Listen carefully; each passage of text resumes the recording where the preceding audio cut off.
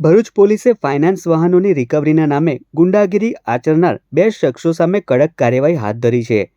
એ division police દ્વારા recovery agent Yogesh બેલેરાવ અને સંજુ વસાવાને ઘટનાસ્થળે લઈ જઈ રિકન્સ્ટ્રક્શન કરવામાં આવ્યું હતું. તડકાની ગરમીમાં બંને આરોપીઓને ઉઘાડા પગે ફેરવી ઘટનાક્રમની પુનઃરચના કરાઈ હતી. ઉલ્લેખનીય છે કે ભરૂચના રહાડપોર રોડ પર યોગેશ બેલેરાવની ટોળકી દ્વારા વાહન ચાલકોને ધમકાવી દબાણ કરીને વાહનો કબજે કરવામાં આવતા હતા. આ ત્રાસના કારણે 43 વર્ષીય ઉર્વિશ મોદીને હૃદયરોગનો હુમલો આવતા તેમનું મૃત્યુ થયું હતું. પરિવારજનોનો આક્ષેપ છે કે ધમકીઓ અને દબાણના કારણે તેમને ભારે માનસિક આઘાત પહોંચ્યો હતો. આ ઘટનાના અનુસંધાને વધુ એક યુવાન શહેજાન શોએબ ખલીફા પોલીસ સમક્ષ હાજર થઈ યોગેશ બેલેરાવ વિરુદ્ધ ફરિયાદ નોંધાવી છે.